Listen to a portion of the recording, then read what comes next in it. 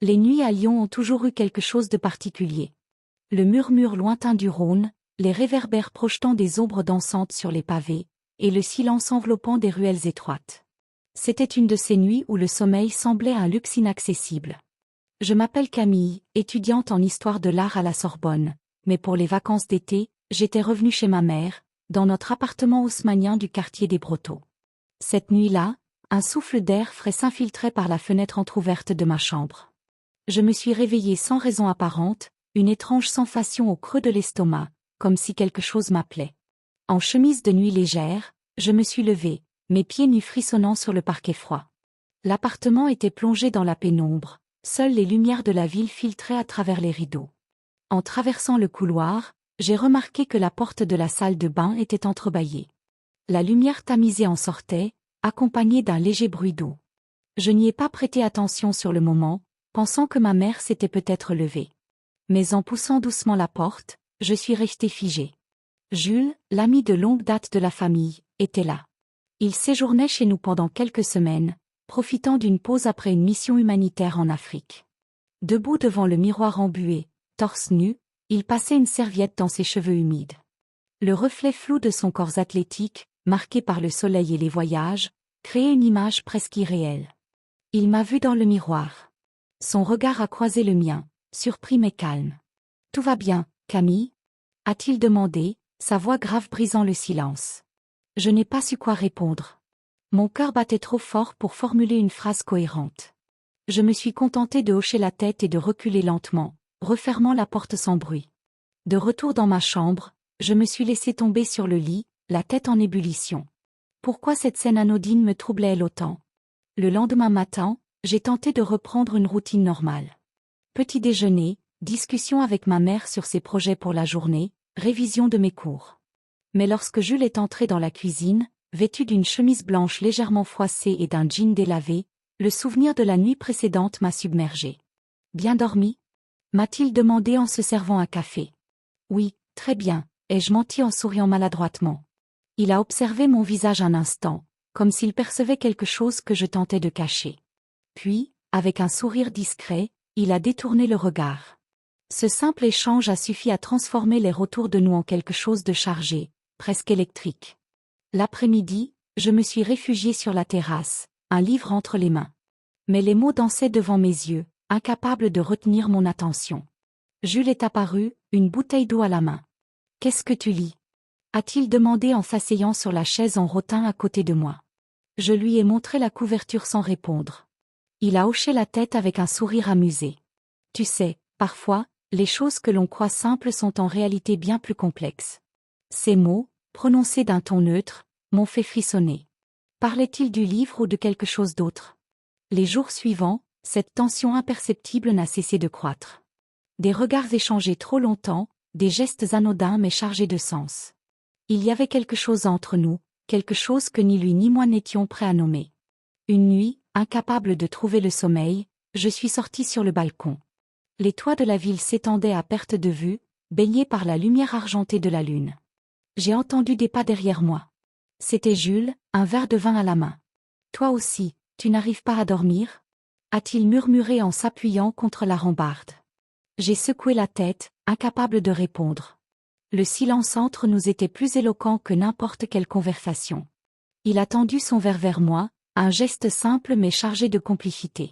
« À l'insomnie et à ses secrets », a-t-il dit avec un sourire en coin. J'ai pris une gorgée, savourant non seulement le vin, mais aussi ce moment suspendu dans le temps. Ce n'était que le début, je le sentais. Quelque chose d'inexorable venait de se mettre en marche, un chemin dont il serait impossible de revenir en arrière. Les jours passaient, et la tension entre Jules et moi devenait presque palpable. Chaque conversation semblait chargée d'un sous-entendu que ni lui ni moi ne voulions reconnaître ouvertement. Pourtant, nos regards s'attardaient trop longtemps, nos gestes semblaient chercher un contact involontaire. Un soir, ma mère avait prévu de sortir dîner avec des amis. Je me retrouvais seule avec Jules dans l'appartement. La chaleur de l'été était étouffante, même à cette heure tardive. J'étais assise dans le salon, feuilletant un magazine distraitement, lorsque Jules s'est approché avec 2 verres de limoncello glacé. « Tu veux trinquer ?» demanda-t-il en me tendant un verre. J'ai accepté en silence. Nos doigts se sont frôlés lorsqu'il me l'a donné, et une vague de frissons a parcouru mon bras.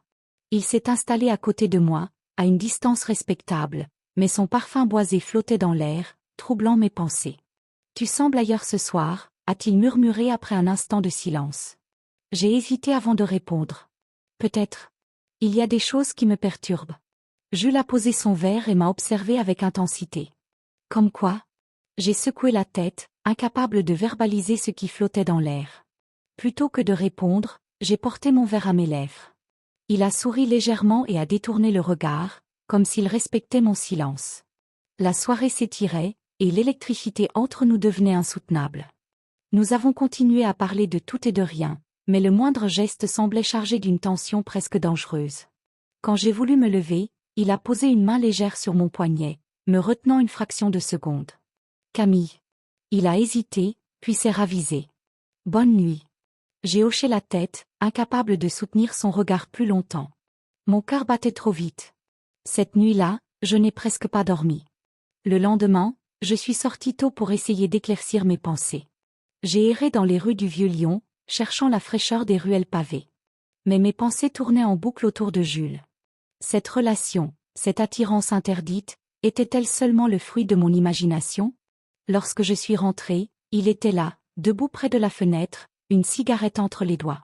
Il ne fumait presque jamais. Il s'est tourné vers moi dès qu'il m'a vu. « Tu étais parti tôt. » J'ai haussé les épaules. Besoin de marcher. Il a écrasé sa cigarette et s'est avancé lentement vers moi. « Écoute, Camille. » Il semblait chercher ses mots. « On devrait peut-être mettre un peu de distance. » J'ai ressenti un pincement désagréable dans la poitrine. Avant même de réfléchir, j'ai répondu. « Et c'est vraiment ce que tu veux ?» Un silence pesant s'est installé. Jules a froncé les sourcils, comme s'il luttait intérieurement. Puis, dans un souffle, il a murmuré. « Non. » La distance entre nous s'est réduite d'elle-même, comme attirée par une force invisible. Ce moment suspendu entre nous contenait une tension trop forte pour être ignorée. Mais avant que quelque chose ne se produise, une clé a tourné dans la serrure. Ma mère rentrait. Nous avons reculé précipitamment, feignant une conversation anodine. Mais nous savions tous les deux que cette nuit ne serait que le début d'une tempête imminente. Les jours suivants furent un étrange ballet d'évitements et de rencontres fortuites. Jules et moi oscillions entre prudence et tentation, comme deux aimants incapables de résister à leur attraction.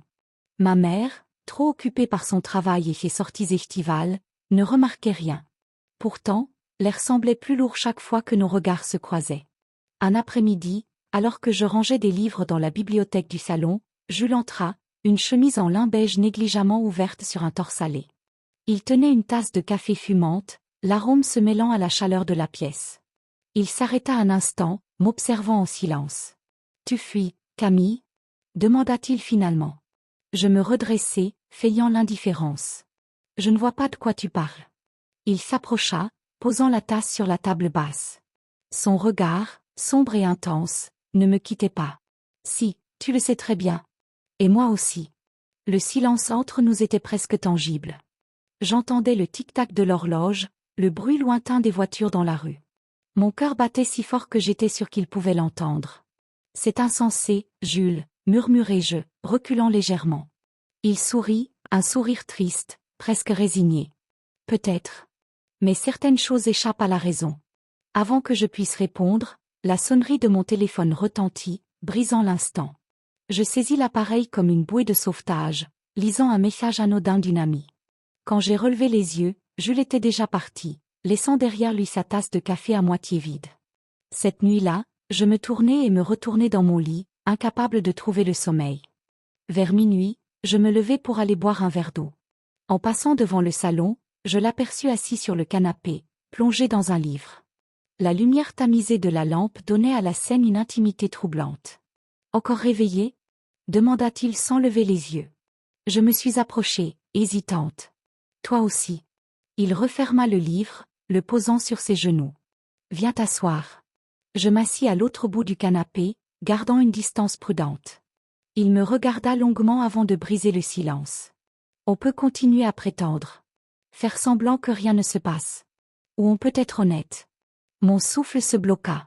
J'avais toujours fui les confrontations, mais là, face à lui, je ne pouvais plus me cacher. Et si la vérité complique tout? Murmurai-je. Il se pencha légèrement, réduisant la distance entre nous. La vérité complique toujours les choses. Mais elle rend les choix plus clairs. Nos visages n'étaient qu'à quelques centimètres. L'air semblait vibrer autour de nous. Je savais que si je ne partais pas maintenant, il serait trop tard pour reculer. Mais mes jambes refusaient de bouger. Finalement, Jules se redressa, rompant la tension. « Bonne nuit, Camille. » Je quittai le salon, le cœur lourd et l'esprit en ébullition. Cette danse entre désir et retenue devenait insoutenable. Et au fond de moi, je savais qu'il suffirait d'un seul moment de faiblesse pour que tout bascule. Le lendemain matin, en entrant dans la cuisine, je trouvai un petit mot plié sur la table. On ne peut pas toujours fuir. À ce soir. La journée suivante fut une longue attente. Le mot laissé par Jules sur la table brûlait encore dans ma mémoire. On ne peut pas toujours fuir. À ce soir. J'essayais de me concentrer sur mes lectures, sur les tâches anodines du quotidien, mais chaque tic-tac de l'horloge semblait m'entraîner inexorablement vers ce moment promis. Le soir tomba sur Lyon, enveloppant la ville d'une lumière dorée. Ma mère était partie dîner avec des collègues, laissant l'appartement silencieux et chargé d'une tension presque palpable.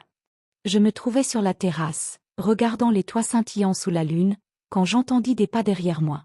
Camille. Jules se tenait là, vêtu d'une chemise bleu nuit légèrement déboutonnée, un verre de vin à la main. Son regard était indéchiffrable, entre la détermination et l'hésitation.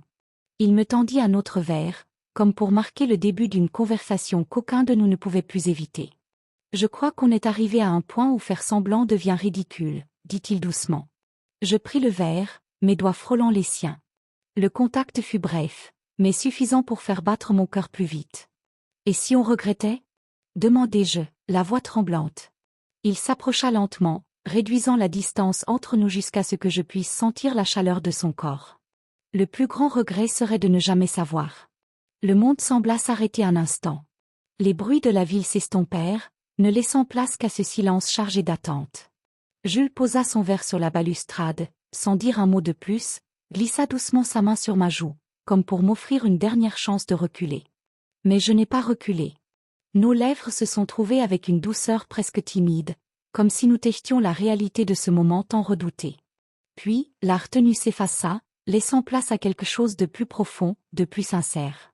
Le goût du vin sur ses lèvres, la chaleur de ses mains sur ma taille, tout semblait irréel, comme un rêve dont on craint le réveil. « Camille » murmura-t-il entre deux souffles, ses doigts glissant le long de mon bras. « On ne peut plus revenir en arrière. » Je le savais.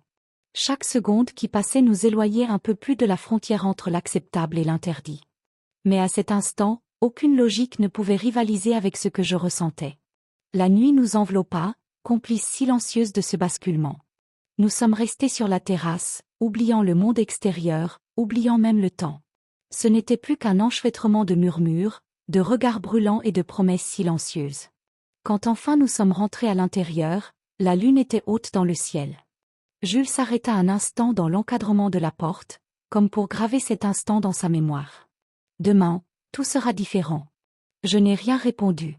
Parce que je savais qu'il avait raison. Nous avions franchi le point de non-retour, et désormais, il n'était plus question de fuite. Cette nuit-là, je n'ai pas fermé l'œil.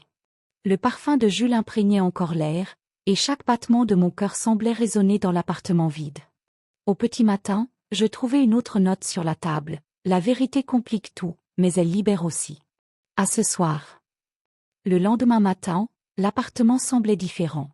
Comme si l'air lui-même était chargé de quelque chose d'invisible, un mélange d'euphorie et d'incertitude. La note laissée par Jules, la vérité complique tout, mais elle libère aussi. À ce soir. Restait posée sur la table, preuve silencieuse que la frontière avait été franchie. J'ai passé la journée dans un état second, incapable de me concentrer sur quoi que ce soit. Même les rues animées de Lyon semblaient floues, comme si la réalité avait perdu de sa netteté. Les souvenirs de la veille revenaient en boucle. La chaleur de ses mains, la douceur de son regard, l'irréversibilité du moment partagé. En fin d'après-midi, alors que le soleil projetait ses derniers rayons dorés sur les façades haussmanniennes, je suis rentré à l'appartement. Jules n'était pas là. Un vide étrange flottait dans l'air, comme si quelque chose avait été arraché à cet espace familier. Sur la table du salon, une enveloppe blanche m'attendait. Mon nom y était inscrit d'une écriture soignée. Les mains tremblantes, Je l'ai ouverte. Astérisque Camille. Il y a des vérités qui libèrent, mais aussi des choix qui enferment. Ce que nous avons partagé n'était ni un accident ni une erreur. C'était sincère, brut, inévitable. Mais certaines réalités sont plus fortes que nos désirs. Je pars. Pas par lâcheté, mais parce que rester signifierait te condamner à un tourment sans fin. Nous méritons mieux que des secrets et des regrets. Parfois, aimer, c'est aussi savoir s'éloigner. N'oublie jamais ce que nous avons partagé. C'était réel. Jules. Astérisque. Le monde sembla s'effondrer sous mes pieds. J'ai lu et relu la lettre, espérant y trouver un indice, une faille qui prouverait que ce n'était qu'une mauvaise plaisanterie. Mais la vérité était là, froide et tranchante. Je me suis assise sur le canapé, incapable de pleurer. L'écho de ces mots résonnait dans ma tête. Parfois, aimer, c'est aussi savoir s'éloigner. Était-ce vraiment la seule issue? Peut-être avait-il raison. Peut-être que certaines histoires sont faites pour brûler intensément, mais brièvement, comme une étoile filante. Le soir tomba sur Lyon, et avec lui, la certitude que quelque chose s'était irrémédiablement brisé.